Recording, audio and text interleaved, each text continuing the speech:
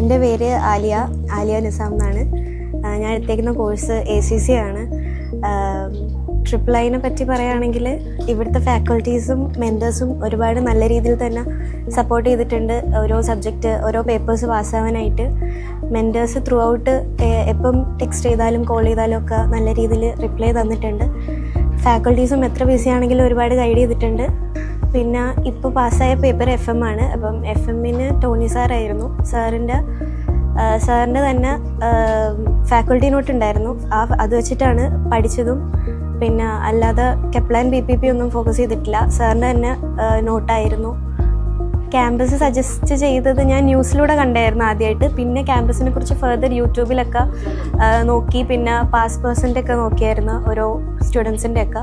പിന്നെ ഫെസിലിറ്റീസും കാര്യങ്ങളൊക്കെ നോക്കിയായിരുന്നു. പിന്നെ ഇവിടെ വന്നതിന് ശേഷം നല്ല രീതിയുടെ ഒരു കരിയർ ഗൈഡൻസും കൗൺസിലിങ്ങും ഒക്കെ കിട്ടിയായിരുന്നു.